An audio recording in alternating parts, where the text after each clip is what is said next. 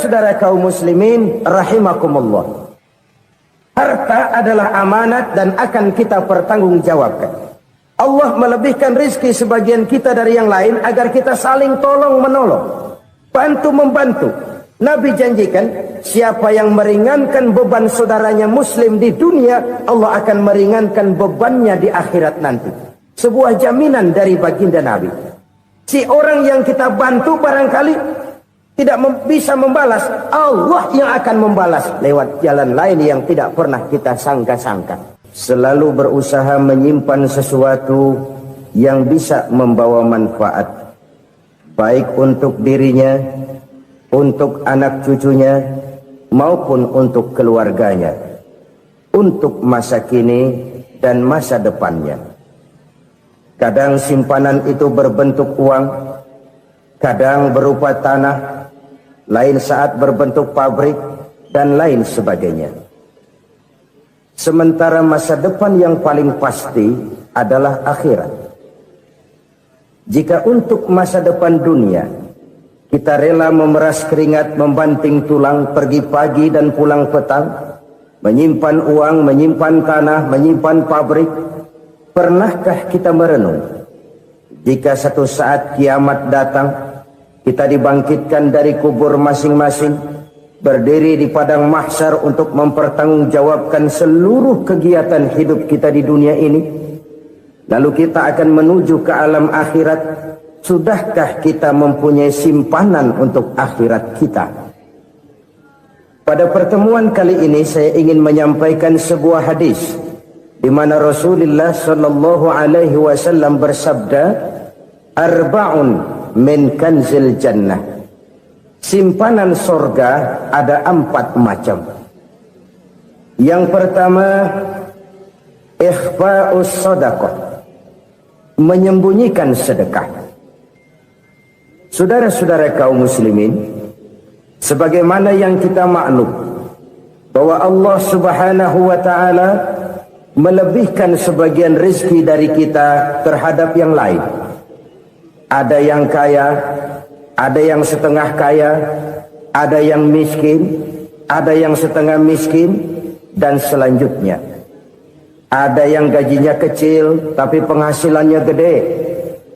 Ada yang penghasilannya gede tapi nggak punya gaji.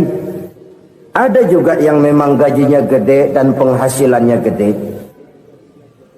Kelebihan rezeki merupakan sunnatullah dan tidak harus membuat kita merasa lebih dari yang lain.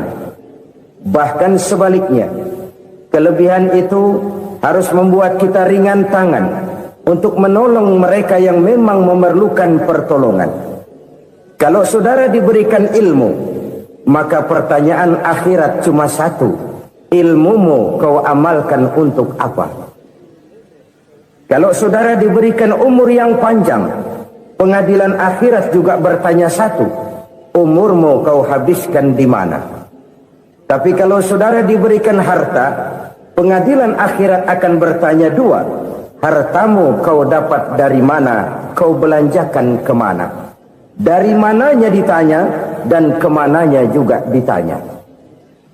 Oleh karena kita akan dimintakan pertanggungan jawab, maka amanah yang bernama harta ini harus kita gunakan dengan sebaik-baiknya. Ada penggunaan yang merupakan kewajiban, itu zakat namanya. Ada penggunaan yang sewaktu-waktu, itu infak namanya. Ada yang lebih sewaktu-waktu lagi, dan itu sedekah namanya. Zakat dia terikat oleh haul dan nisab, oleh putaran batas waktu dan ukuran dari harta itu sendiri. Sedangkan infak terikat oleh situasi dan kondisi perekonomian seseorang. Sedangkan sedekah tidak terikat dengan apapun. Dalam kondisi seperti apapun kita bisa melakukan sedekah dengan yang terkecil sekalipun. Sampai-sampai Rasulullah sallallahu alaihi wasallam mengajarkan, la tahqiranna minal ma'rufi syai'an walau an talqa akhaka biwajhin talik. Atau ada hadis, tabassumuka fi wajhi akhika laka shadaqah. Senyumanmu kepada temanmu adalah sedekah.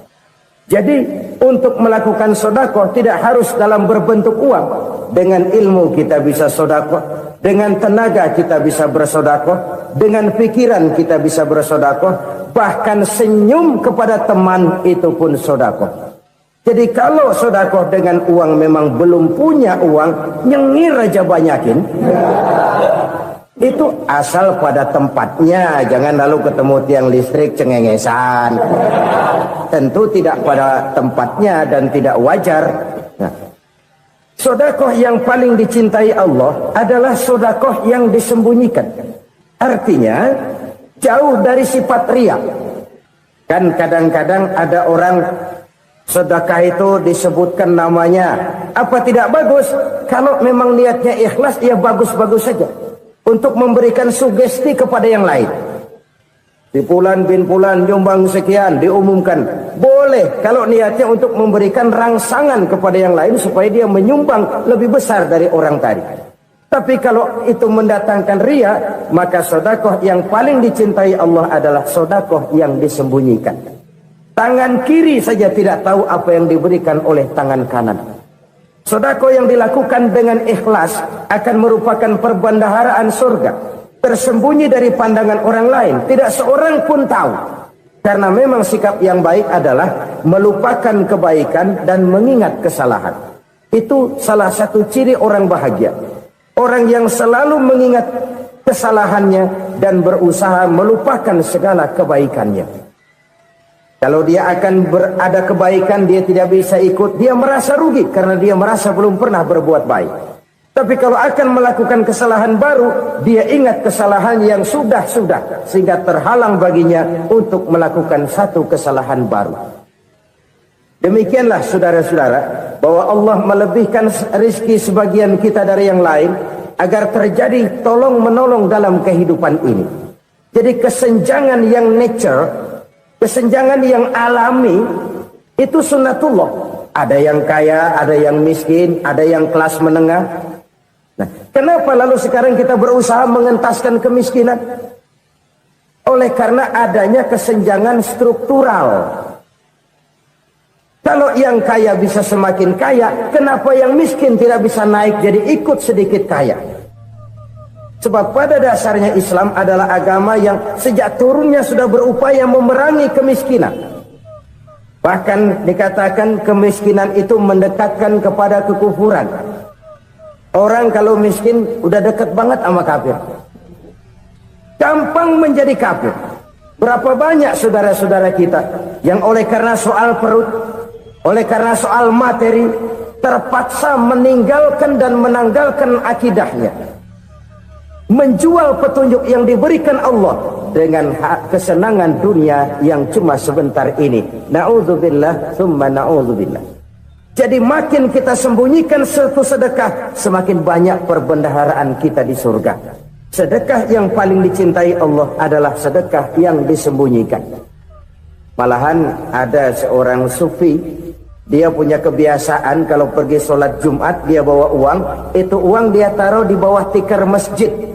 Dia niat sedekah kepada siapa saja yang nemuin itu duit. Maksudnya apa? Supaya yang nemuin nggak tahu siapa yang punya duit. Demikian dia saking ingin menyembunyikan sedekahnya.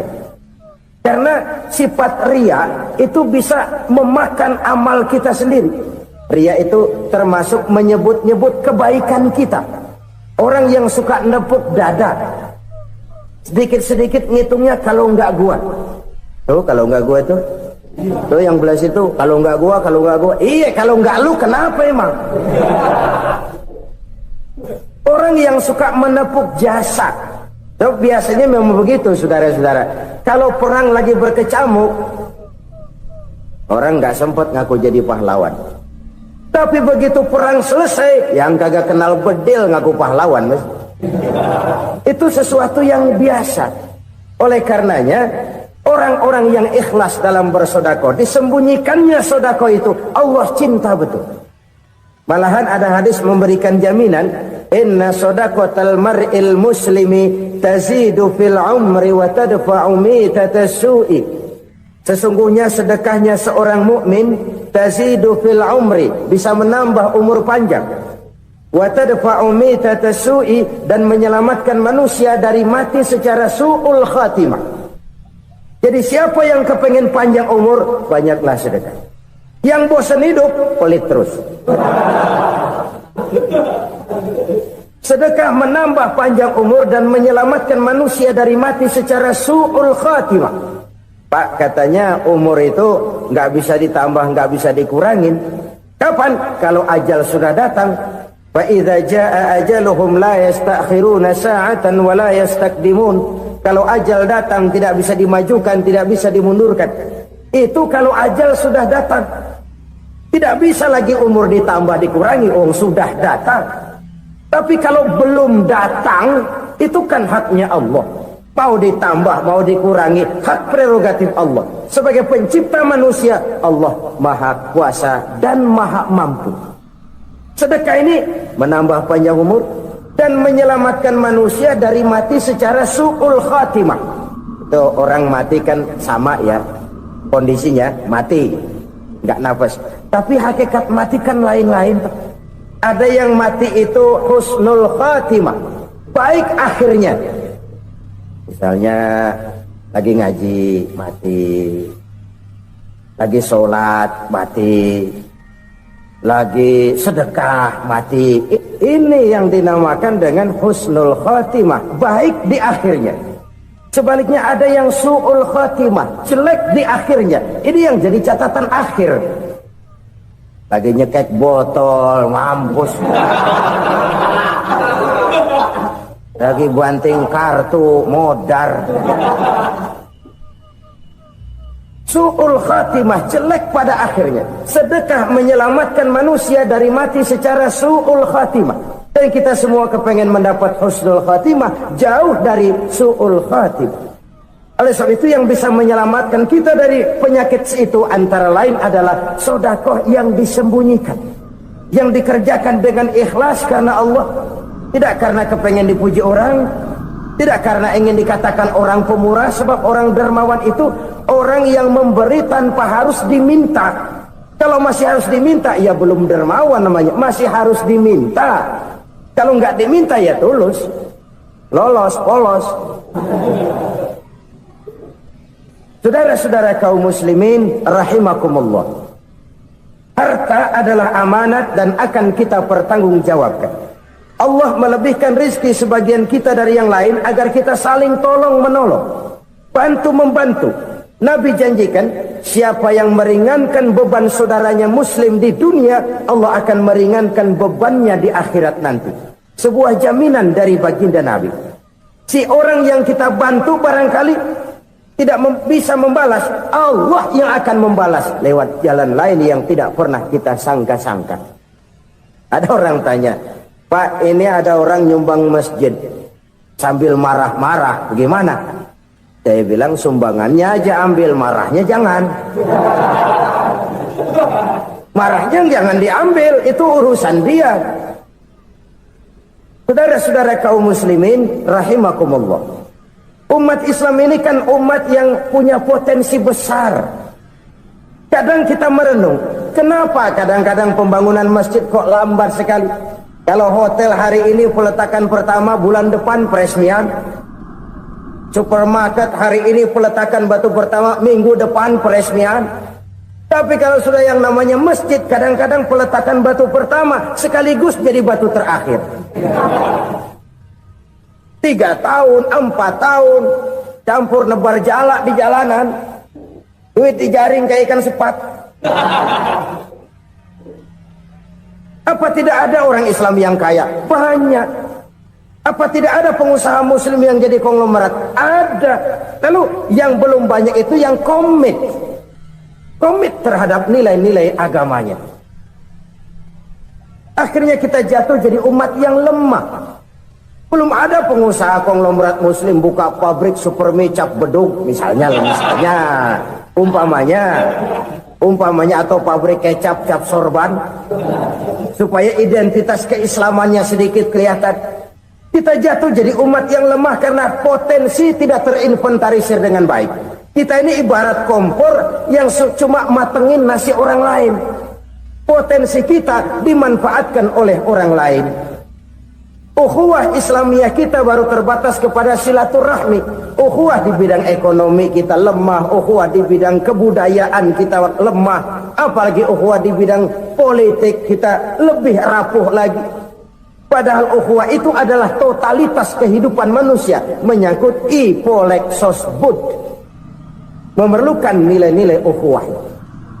Jadi oleh karena itu mari kita menyadari di dalam harta kita, walaupun kita yang cari pergi pagi pulang sore peras keringat banting tulang, di sana ada harta anak yatim, di sana ada hak masjid, di sana ada hak pesantren, di sana ada hak jihad. Berbahagialah seseorang apabila dia oleh Allah dijadikan keran. Keran itu menyimpan air, tapi tidak untuk dirinya, tapi disalurkannya kepada mereka yang memang memerlukannya. Saudara-saudara kaum muslimin rahimakumullah, ini yang pertama. Jadi perbendaharaan surga adalah menyembunyikan sedekah. Orang lain nggak tahu, kita pun nggak pernah ngitung-ngitung. Kita anggap lewat begitu saja, padahal itu deposit akhirat. Satu. Yang kedua, perbendaharaan surga itu apa? Wa kitmanul musibah, menyembunyikan kesulitan. Kadang orang takut menghadapi kesulitan, tapi makin kita merenung, hidup ini kan sebenarnya urusan. Takut sama urusan ya jangan hidup. Tandanya orang hidup itu kalau punya urusan. Urusan melupakan problem, problem sering menimbulkan kesulitan. Kesulitan bukan untuk ditakuti, tapi untuk diatasi dan dicarikan jalan keluarnya. Siapa sih orangnya yang nggak pernah sulit-sulit? Makin tinggi status sosialnya, makin gede urusannya. Makin tinggi kualitas imannya, makin berat tingkat kesulitannya. Cuma memang yang namanya enak itu seperti pelangi. Biang lala itu nggak pernah di atas kepala kita, di atas kepala orang melulu. Lu sih enak lu, kata kita. Dia juga bilang yang enak kan lu. Pelangi itu nggak pernah di atas kepala kita. Kata tukang beca, aduh enak ya naik Mercy. Kata tukang beca, apa yang di dalam mobil Mercy? Aduh enak bener tukang beca, di jok ngeringkuk ngorok pules bener. Saya kamar pakai AC sejuk, tempat tidur sutra empuk, alga spring bed, kulak kulik nggak bisa pules kalau belum minum Valium, belum tidur. Enak bener tukang beca, di jok ngorok nggak tahu wetan kulon. Si tukang beca bilang yang di Mercy enak, yang di Mercy bilang tukang beca enak. Inilah enak, nggak pernah di atas kepala kita, di atas kepala orang lain melulu enak itu. Nah saudara-saudara, yang merupakan perbendaharaan surga itu orang yang bisa menyembunyikan kesulitan, baik pribadi ataupun rumah tangga. Ini terutama rumah tangga yang jadi soalnya. Kadang-kadang kita ini kalau senang, sebaliknya kalau senang kita diam, kalem aja, cuek. Banyak banget duit kita bawaan, diam aja udah, malah ketemu orang takut. Tapi begitu susah sekampung tahu. Padahal Nabi mengajarkan perbendaharaan surga itu menyembunyikan musibah, menyembunyikan kesulitan. Kalau enak, cerita sama orang-orang. Kalau nggak enak, rasain sendiri, tekan sendiri, atasin sendiri. Kita kan sebaliknya, senang kita diam, asal lagi susah, paling tidak kita nyari teman buat cerita kesusahan. Siapa orangnya yang nggak pernah susah? Cuma soalnya bagaimana kita mengatasi kesusahan itu sendiri.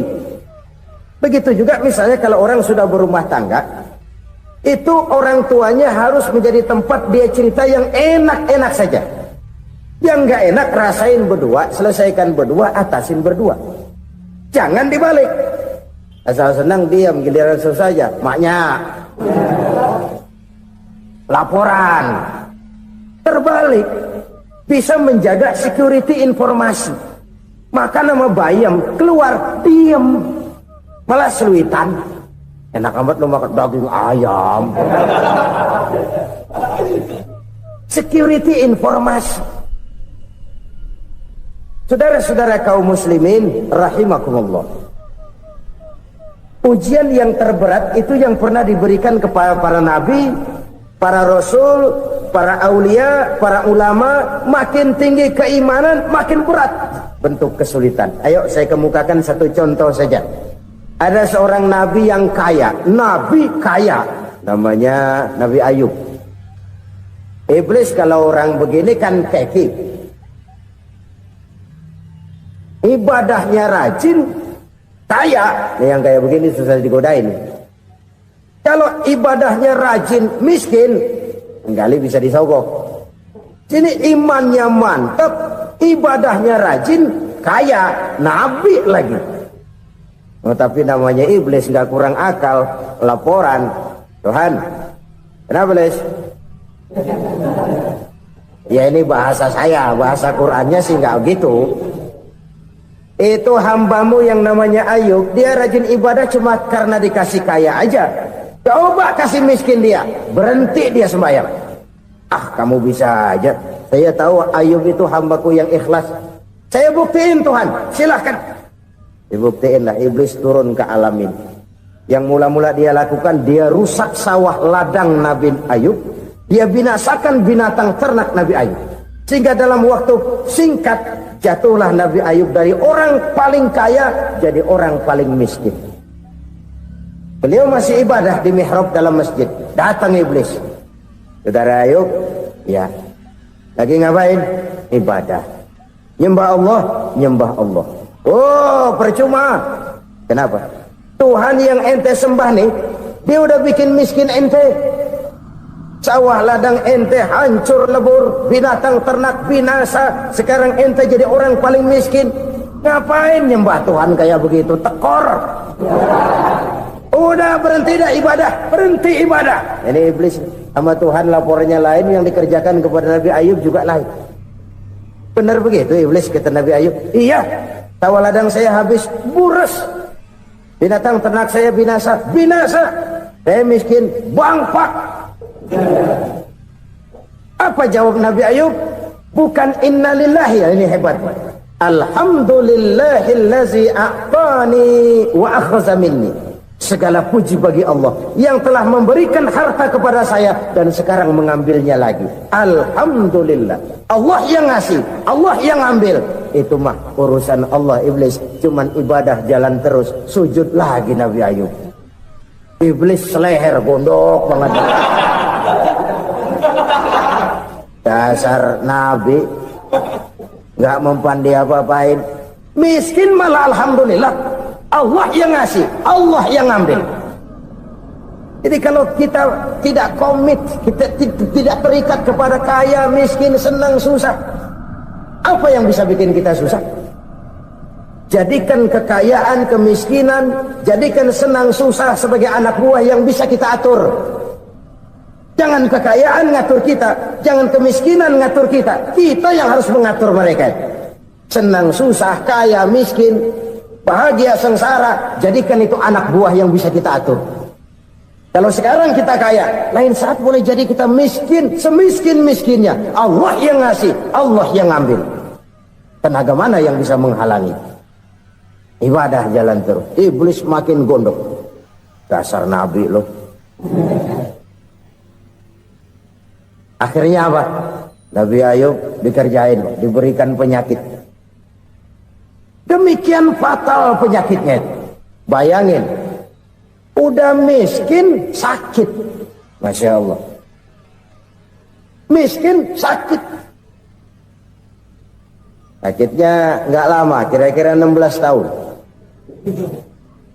Istrinya 3, 2 mental minta ceraiin. Ngerawatin laki bengek begini. Senang belum tentu, susah udah pasti nih. Cerai aja, cerai dah. Cerai. Tinggal satu Siti Rahmah yang setia menemani beliau. Sesetia-setianya hati perempuan. Satu saat Siti Rahmah bilang, "Bang, iya, abang kan Nabi bang. Lalu, namanya Nabi kan doanya jarang meleset bang. Maksud kamu minta kenapa sih sama Tuhan biar abang sembuh baik dah bang?"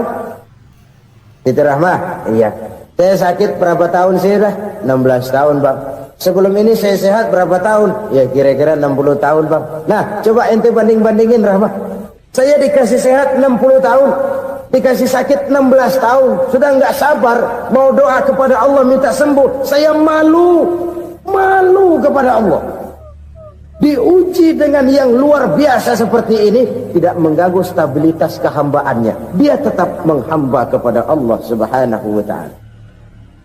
Saudara-saudara kaum muslimin rahimakumullah, kunci menghadapi kesulitan itu apa? Allah jelaskan dalam satu ayat, wa basyiris sabirin alladzina iza asabathum musibah qalu inna lillahi wa inna ilaihi raji'un.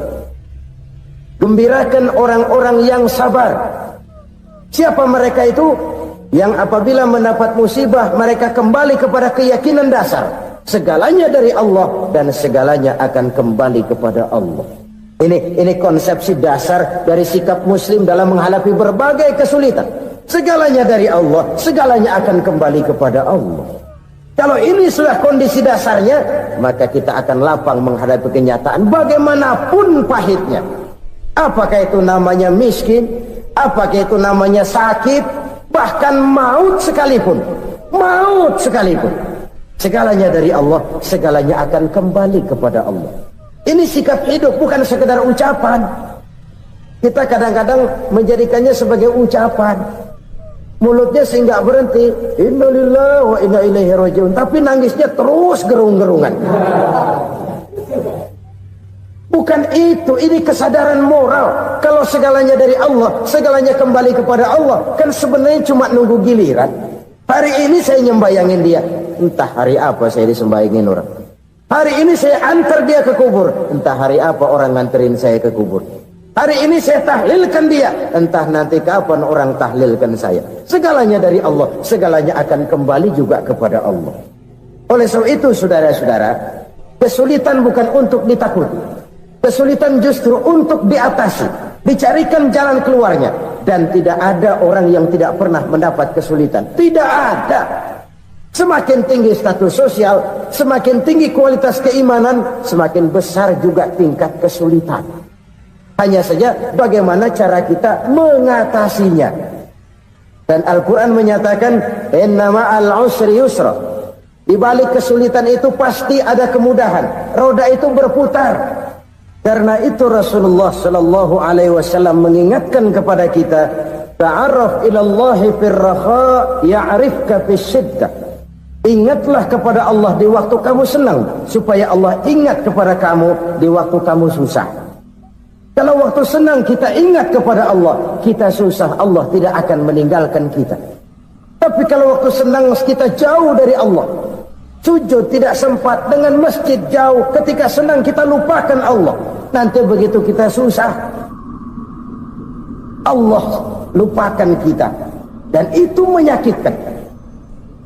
Oleh karena itu orang-orang tua kita dulu bilang, kalau lagi sehat ingat-ingat lu bakal sakit nanti.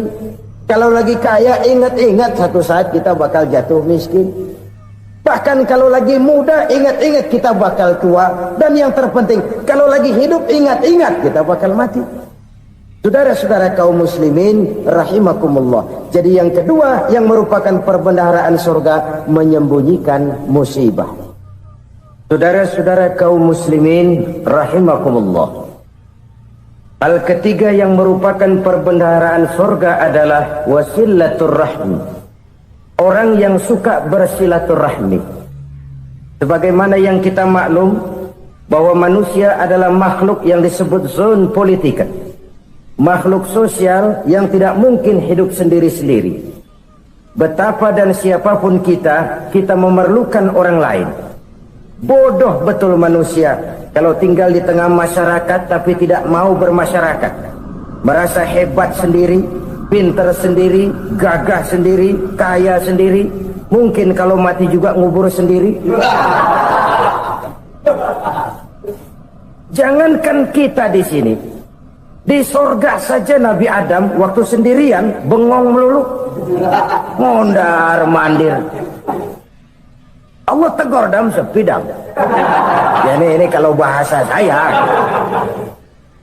Iya Tuhan, sepi ini nggak ada coret-coretan pisan ini. Diciptakan Siti Hawa baru anteng Nabi Adam. Itu di sorga. Cobalah. Umpamanya saudara tinggal di Jakarta nih. Kayak bener. Apaan aja di Jakarta punya saudara dah. Jembatan Semanggi ambil. Monas, Buntel bawa pulang. Hotel-hotel ambil semua. Cuman tinggal di Jakarta sendirian. Apa enaknya? Betapa dan siapapun kita perlu orang lain. Tidak ada seorang pun yang bisa memenuhi kebutuhan hidupnya secara sendiri-sendiri. Nah, Islam telah menyelamatkan manusia dari ras diskriminasi. Mengikat manusia dengan persaudaraan yang berlandaskan kepada akidah. Karena itu dianjurkan bersilaturahmi. Bahkan Nabi menyatakan, Man arada ayyubsata lahu fi rizkihi wa yunsa'a fi atharihi falyasil rahimah. Siapa yang kepengen diluaskan rezekinya dan dipanjangkan usianya, banyaklah ia bersilaturahmi. Siapa yang kepengen dimudahkan rezekinya, hendaknya ia banyak bersilaturahmi. Kalau banyak teman, kesulitan kan paling tidak ada tempat cerita. Udah susah, sendirian kita pikirin diri, nggak ada tempat tukar pikiran. Cepet banget sama bengek. Dilawan sendiri.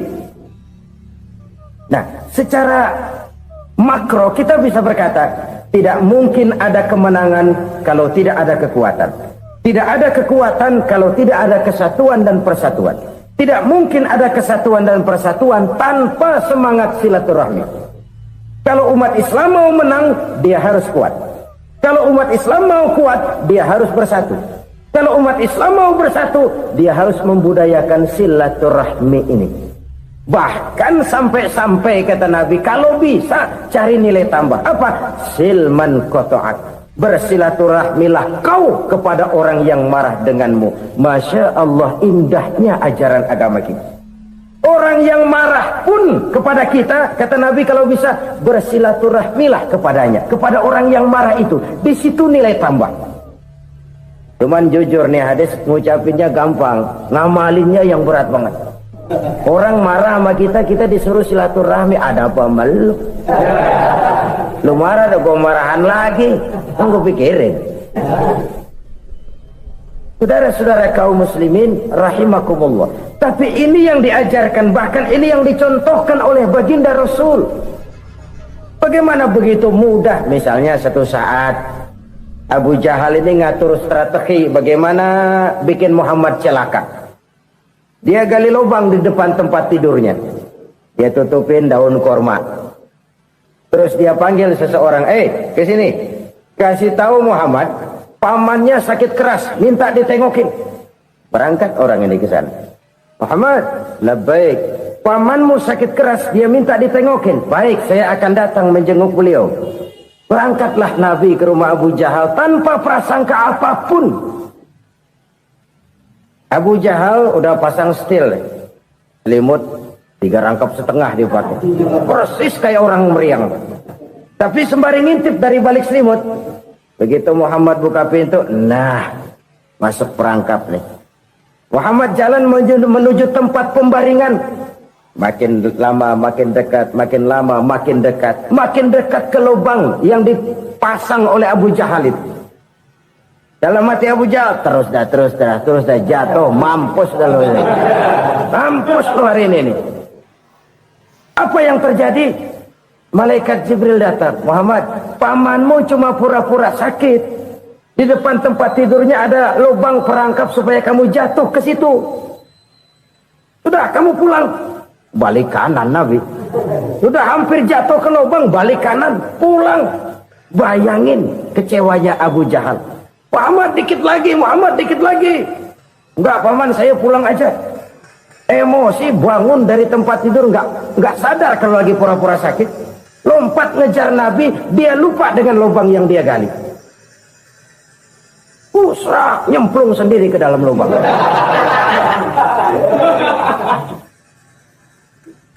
Tapi terus berlalu. Ini terjadi keanehan. Jatuh ke lubang yang dia gali itu sebenarnya nggak terlalu dalam ya, antara 3-4 meteran lah. Tolong saya jatuh ke lubang ini. Datanglah pelayan-pelayannya itu. Angkat saya dari sini. Oh, yang ngulurin tambang. Satu gulung belum juga nyampe itu tambah. Kurang beli lagi ke warung. Sambung ulur lagi enggak juga bisa sampai. Wah ini kerjaan Muhammad ini. Tolong siapa salah seorang kamu ke rumah Muhammad, kasih tahu encangnya kecebur. Minta ditolongin. Sampaikan kepada Rasul. Kenapa? Pamanmu jatuh ke lubang, Muhammad minta tolong diangkatin. Tambang udah nyambung-nyambung nggak nyampe juga. Ya nanti saya datang saya tolong. Coba aja. Nyata-nyata orang berniat jahat mau mencelakakan dia. Datang dia menolong. Ini yang disebut air tuba dibalas air susu ya ini. Bukan sebaliknya. Air tuba dibalas air susu. Paman, kecebur ya? Iya Muhammad, tolong ini. Pegang tangan saya. Nabi ulurkan tangannya. Nyampe. Dipegang oleh Abu Jahal. Diangkat ke atas. Sampai atas, apa kata Abu Jahal? Sihirmu memang hebat Muhammad. Udah ditolongin dikata sihir. Yang enak kita kemplang kan itu orang begitu.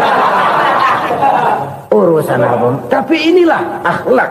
Kalau bisa kamu bersilaturahmilah dengan orang yang marah kepadamu sekalipun. Orang marah kita tetap baik.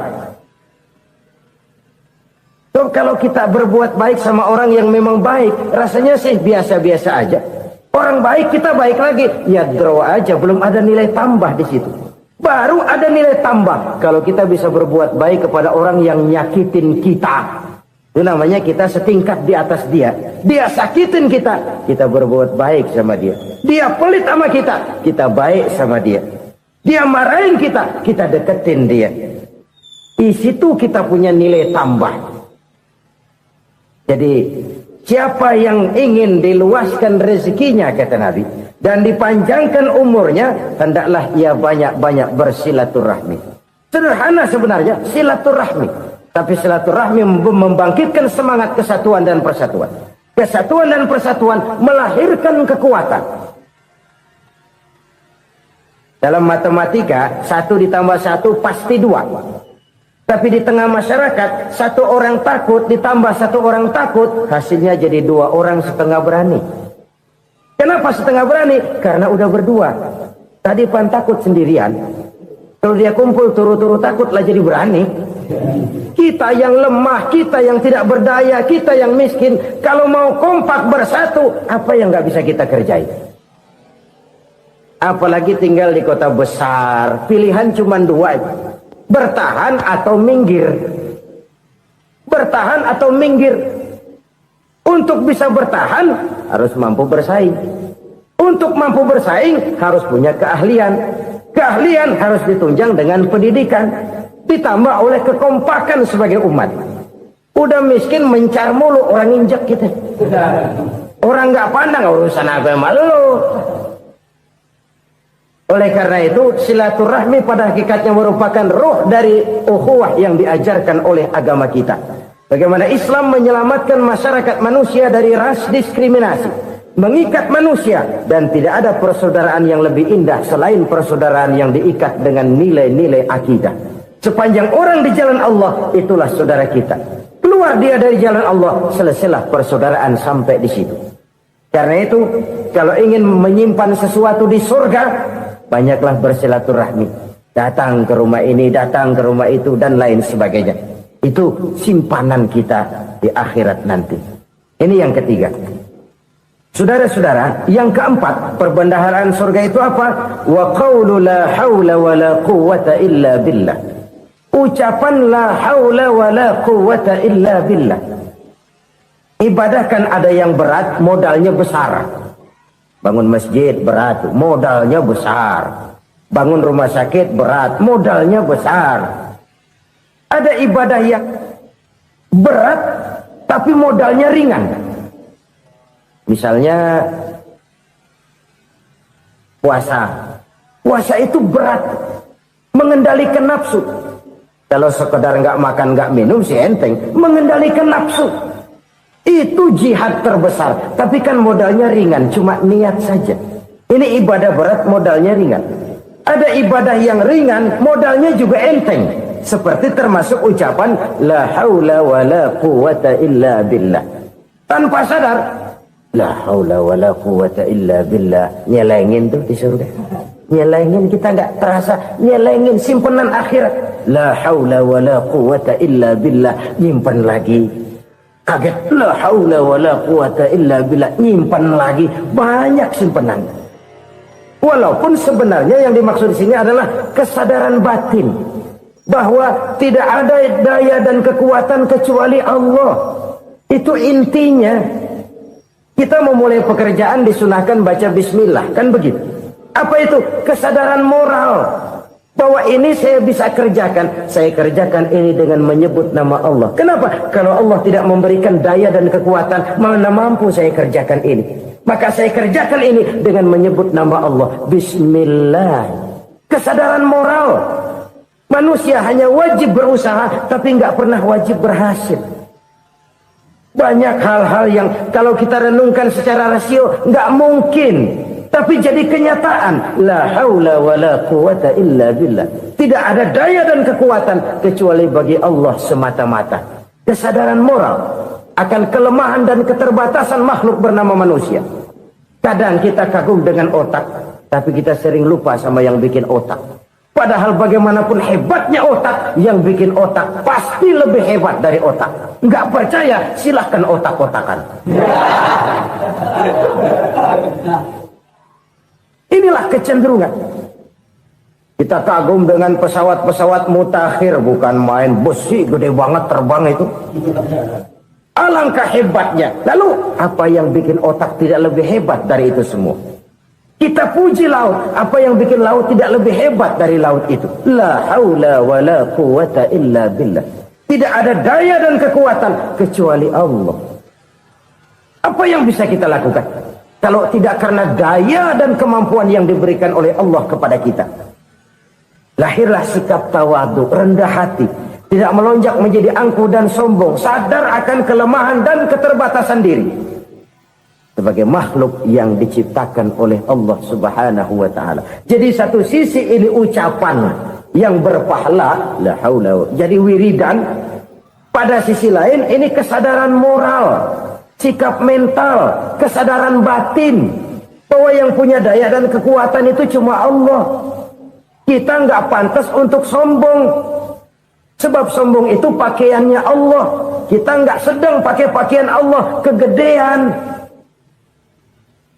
Dan makin kita renungi, makin terbentur. Apa sih yang bisa kita sombongin? Kita mau sombong apa? Kaya? Pintar? Itu kan semua relatif. Di atas langit masih ada langit lagi. Jadi oleh karenanya, marilah kita menyadari. Manusia hanya wajib berusaha, tapi tidak pernah wajib berhasil. Yang berusaha saja tidak wajib berhasil, apalagi yang tidak berusaha. Islam bukan agama orang pemalas yang selesai sholat lalu endelohom, enggelenggem ayem-ayem. Tapi Islam bukan agama orang sombong yang setelah berusaha lalu tidak memerlukan Allah.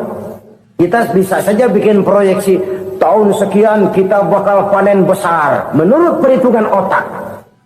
Tapi ada kejadian lain. Apa? Tikus ngambek. Habis itu dimakanin tikus, panen gagal. Proyeksi rasional gagal oleh tikus-tikus yang ngambek itu. Bisa saja terjadi.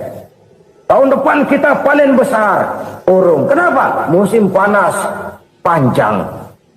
Dan sekarang ini koran-koran bikin berita musim mengalami penyelewengan. Bukan cuma manusia yang nyeleweng sekarang. Musim pakai nyeleweng. Mestinya kan musim hujan udah selesai. Masih hujan-hujan juga. Musim. Nah sekarang kita boleh bikin proyeksi. Kita bakal panen besar. Tahu-tahu musim panas panjang. Sawah retak, air kering. Cari teknokrat yang paling botak. Suruh pendekin tuh musim panas. La haula wa la quwata illa billah. Inilah kesadaran moral. Saudara, saya teringat satu saat ada seorang konglomerat. Umurnya ya kira-kira 70-an. Satu saat dia ditanya oleh wartawan, "Pak, umur Bapak berapa sih?" "Ya paling 10 tahun. 10 tahun? 10 tahun. Anak bapak berapa orang? Satu saja? Satu. Harta bapak berapa? Ya paling-paling bangsa 7 juta kali. 7 juta? Iya. Pak, kenapa bapak bohongi saya? Bapak punya buku biografi. Koran-koran, majalah-majalah banyak memuat cerita riwayat hidup bapak. Saya tahu umur bapak 70. Kenapa bilang cuma 7 tahun? Saya tahu anak bapak 8. Kenapa cuma bilang 1? Saya tahu harta bapak miliaran, mungkin triliunan. Pabrik di mana-mana, bank di mana-mana. Kenapa bilang uang bapak cuma 7 juta? Nah, kata si konglomerat tadi, kamu benar nak, kamu benar. Umur saya kalau jumlahnya memang 70 nak. Cuman ingat-ingat saya, baru 7 tahun terakhir ini saya sujud. Baru 7 tahun terakhir ini saya berusaha dekat dengan Allah. Saya laksanakan perintahnya, saya jauhi larangannya. 7 tahun inilah rasanya yang ada nilainya di hadapan Allah. Yang 63 tahun matong, kelabu, kelam umur gue. Habis untuk maksiat, untuk munkarat. Maka ketika ditanya tadi, umur saya 7 tahun itu. Oh begitu Pak. Oh iya. Lalu anak Pak. Anak bapak kan 8. Kenapa bilang cuma 1? Nah, kalau jumlah hitungannya memang anak saya 8. Tapi dari 8 orang ini rasanya cuma 1 nih. Yang bakal jadi buah hati, belahan jantung. Pelanjut cerita, penerus sejarah. Bakal jadi anak soleh yang akan mendoakan saya. Cuman 1 rasanya anak saya ini yang bakal jadi buah hati saya. Besar-besaran saya. Yang akan mendoakan di kubur saya. Yang akan mendoakan di akhirat saya. Yang 7 orang mana? Masya Allah. Yang atu tenggeng. Yang atu nyekek botol mulu. Yang atu nggak karu-karuan. Makanya saya bilang 1 anak saya yang akan bisa mendoakan saya. Oh begitu Pak. Iya. Nah harta Pak. Harta bapak kan triliunan. Pabrik bapak di mana-mana. Uang bapak hampir di tiap bank-bank besar. Kenapa bilang cuma 7 juta? Betul kau nak. Harta saya kalau jumlahnya memang miliaran, triliunan mungkin. Tapi yang saya ingat baru 7 juta tuh yang saya belanjakan di jalan Allah. Saya nyumbang masjid, saya santuni yatim piatu, saya bantu pembangunan pesantren, saya bantu pembangunan rumah sakit Islam. Itu yang akan saya bawa pulang ke akhirat, yang 7 juta itu. Yang triliunan itu nanti akan diperebutkan oleh anak-anak saya sebagai waris saya. Jadi harta saya 7 juta itu yang bakal nemenin saya di akhirat. Yang akan saya bawa pulang jadi teman saya. Saudara-saudara kaum muslimin, jangan-jangan orang tua itu adalah kita-kita ini. Jangan-jangan kita-kita ini adalah orang tua itu. Jangan-jangan itu potret dari diri kita masing-masing. Dari sekian umur yang diberikan Allah, berapa tahun yang ada nilainya di hadapan Allah. Dari sekian anak-anak yang merupakan amanah, berapa yang akan mendoakan kita sebagai orang tuanya menjadi anak soleh. Dari sekian banyak harta yang diberikan Allah, berapa yang akan kita bawa pulang menghadapnya nanti, yang kita belanjakan di jalan Allah. Ini sebuah potret kehidupan.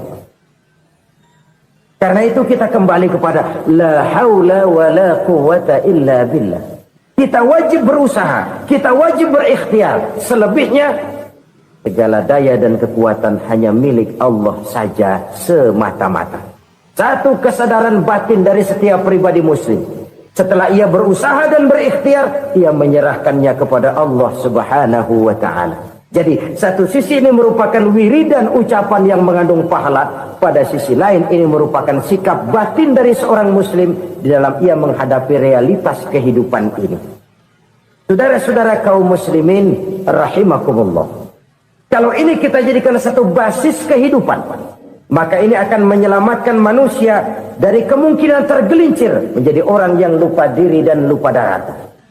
Sebab itu Imamul Ghazali berpesan, jadidis safinah fa innal bahra amiq wa khuziz zad fa inna safara ba'id wa khaffifil hamla fa innal hamla sadid. Perbarui selalu kapalmu karena lautan sangat dalam. Bawa bekal yang banyak karena perjalanan ini sangat jauh. Ringankan beban, karena kebanyakan beban akan menyakitkan. Alangkah indah kalimat ini, alangkah dalam makna yang terkandung di sana. Perbarui selalu kapalmu karena lautan sangat dalam. Apa artinya ini? Jaga mentalmu baik-baik. Pelihara imanmu baik-baik, karena hidup penuh cobaan seperti lautan. Kita kalau berlayar di lautan kan kadang-kadang tenang, angin bertiup sepoi-sepoi basah. Jika malam datang, bintang gemintang bertabur menghias cakrawala. Rembulan memantulkan sinarnya dengan indah. Dalam keadaan begitu berlayar enak. Tapi lain saat ombak menggunung, halilintar menyambar, angin topan bertiup. Berapa banyak sudah saudara-saudara kita yang tenggelam di lautan dunia tanpa sadar bahwa dia belum sampai kepada pantai yang akan dituju. Berapa banyak sudah saudara-saudara kita yang tenggelam di lautan dunia ini tanpa sempat bangkit lagi. Dia menyangka sudah sampai kepada tujuannya. Hati-hati kapal jangan sampai bocor karena lautan sangat dalam. Iman ini jaga baik-baik karena hidup penuh dengan ujian. Wa khuzizat fa inna safara ba'id. Bawa bekal yang banyak karena perjalanan sangat jauh. Saudara mau ke Bandung, bawa duit.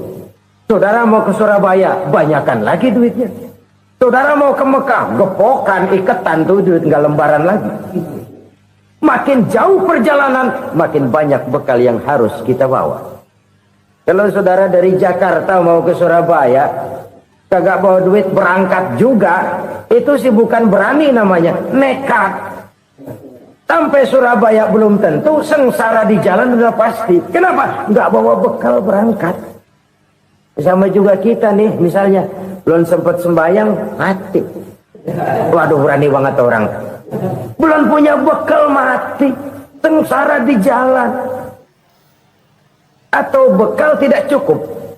Dari Jakarta saudara mau ke Surabaya, bawa duit 500 perak. Paling jauh Cikampek nyampenya itu. Paling jauh itu. Antara jauhnya perjalanan dengan bekal yang saudara bawa tidak seimbang. Hidup ini perjalanan panjang. A walking tour. Dimulai dari alam arwah. Sebelum jasad diciptakan, roh diciptakan lebih dulu. Dari situ pindah ke alam rahim. Dari alam rahim pindah ke alam dunia. Dari alam dunia pindah ke alam barzah. Baru menuju akhirat. Satu perjalanan panjang. Kalau bekal tidak bawa, sengsara di jalan. Bawa bekal yang banyak karena perjalanan ini sangat jauh. Wa khaffifil hamla, ringankan beban karena beban itu cuma akan menyulitkan. Kalau bekal itu sih keperluan, tapi beban nggak kita perluin, cuma ngeberat-beratin.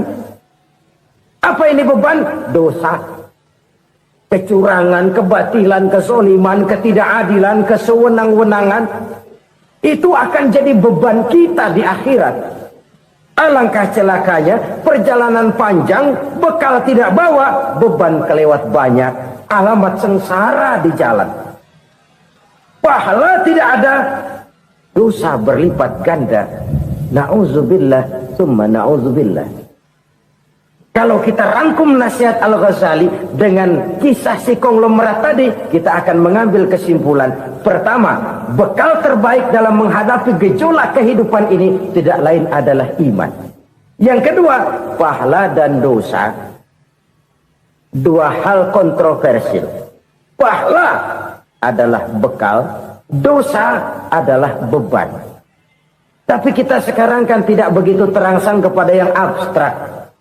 Orang berlomba mencari yang konkret-konkret saja. Yang real. Kalau memang dosa, benjol dong. Kira-kira begitu. Kira-kira begitu. Persis orang Yahudi dulu. Orang Yahudi itu kan pernah minta kepada Nabi Musa. Ya Musa, lan nu'mina laka hatta narallaha jahrah. Musa, kami nggak bakal mau beriman kepada Allah kalau belum kami lihat Allah ada nongkrong di depan kami. Kalau memang Tuhan ada, taruh dong di depan kami. Mau yang konkret-konkret saja. Kalau memang dosa, benjol dong. Kalau memang pahala, berasa dong. Orang terangsang kepada yang real, yang konkret-konkret saja. Karena itu untuk mengejar dosa orang mau bayar, tapi untuk mengejar pahala walaupun tidak bayar orang segan. Ini yang dikatakan oleh Nabi, kamu mengharapkan ke surga tapi kamu berat melaksanakan sesuatu yang bisa membawa kamu ke surga.